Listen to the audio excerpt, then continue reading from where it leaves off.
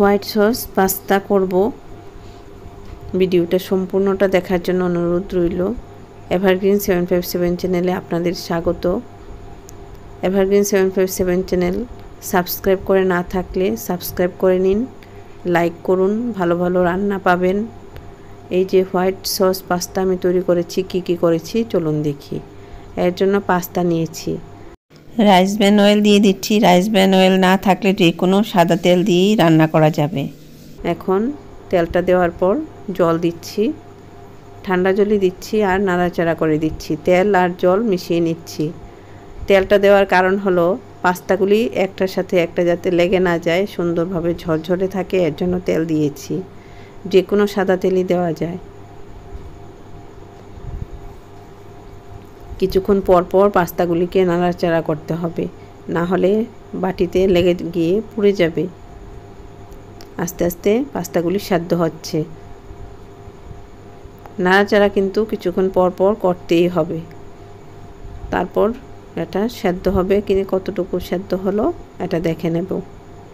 এই পাস্তাগুলি কিন্তু সুজি দিয়ে তৈরি করে, সুজি খাওয়া কিন্তু খুবই ভালো। এই যে দেখে নিচ্ছি, গরম সেদ্ধ হয়ে গেছে।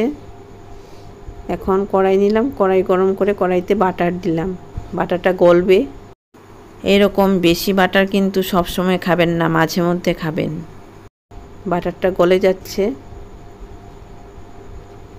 বাটারের মধ্যে এখন আমি রসুন কুচি দিয়ে দেব।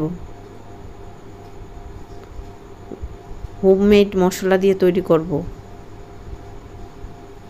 এই যে রসুনটা দিয়েছি, এটা হোমমেড মশলা। বাটারের মধ্যে রসুনটা ভাজা হচ্ছে। এখন ময়দাটা দিয়ে দিচ্ছি। হাফ কাপের মতো ময়দা দিয়েছি। পাস্তাটা তো ক্রিমি হবে, এর জন্য ময়দাটা দিয়েছি।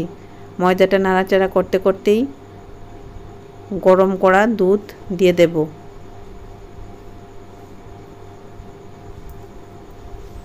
গরম করা দুধটা দিয়ে দিলাম। নাড়াচাড়া করতে হবে কন্টিনিউ। এভাবে নাড়াচাড়া করলে ময়দাটা যে বাটারের সঙ্গে দিয়েছিলাম এটা সুন্দরভাবে গলে যাবে। বাজারে যে ভুট্টা পাওয়া যায় এগুলিও সেদ্ধ করে এখানে দেওয়া যাবে। এখন কর্ন দিয়ে দিচ্ছি। এগুলি মলে কিনতে পাওয়া যায়, প্যাকেটজাত থাকে এবং সেদ্ধ করা থাকে। মলে গিয়ে দেখে কিনে নিতে পারবে। কর্ন আর বাটারটা দিয়ে যে ময়দাটা মিশিয়েছিলাম দুধের সঙ্গে মিশিয়েছি। এখন কর্ন আর ময়দাটা গুলে নিচ্ছি খুন্তি দিয়ে। গুলে যাবে ময়দাটা। এই যে এরকম হয়েছে, কর্নগুলি দেখা যাচ্ছে। ভুট্টা এগুলি সেদ্ধ করা রেডিমেড ভুট্টা। এখন পাস্তাগুলি যে সেদ্ধ করেছিলাম এগুলি দিয়ে দিচ্ছি। বাচ্চারা এগুলি খেলে খুব খুশি হয়। এভাবে দুধের সাথে পাস্তা মিশিয়ে নিচ্ছি।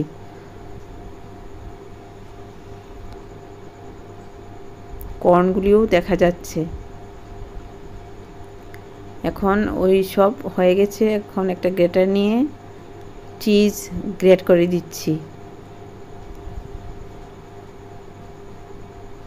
হোয়াইট সস পাস্তা তৈরি হচ্ছে। চিজটা গ্রেট করে দিলে খুব ভালো লাগবে বাচ্চাদের খেতে। এখন চিজ পাস্তা সব মিশিয়ে নিচ্ছি।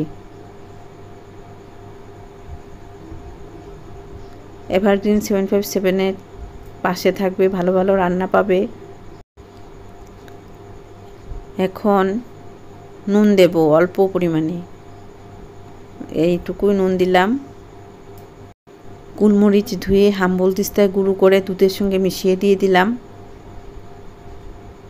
হাম্বলদিস্তাটা ধুয়ে দিলাম। গোলমরিচ যে এগুলি মিশিয়ে নিচ্ছি হোয়াইট সস পাস্তার সাথে। এরকম হোয়াইট সস পাস্তা বয়স্করাও খেতে পারবে, সহজে হজম হয়ে যাবে, খুব উপকারী।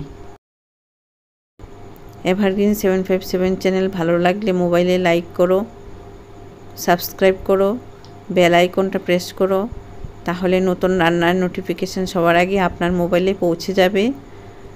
এভারগ্রিন 757 চ্যানেল সাবস্ক্রাইব করলে লাভ হবে, ক্ষতি হবে না, ভালো ভালো রান্না পাবে। এই যে দেখো আমি এগুলি পরিবেশন করছি। এই যে হোয়াইট সস পাস্তা, দারুণ লাগবে বাচ্চাদের। এটা করে দেবে, বাচ্চারা খেয়ে খুশি হবে।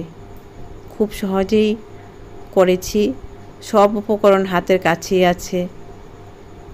হঠাৎ করে বাজার থেকে কিনে আনতে হবে না কিছু, ঘরেই সব আছে। এভাবে তৈরি করে খাবে আমার ইচ্ছে। ভালো থাকো, সুস্থ থাকো, ধন্যবাদ।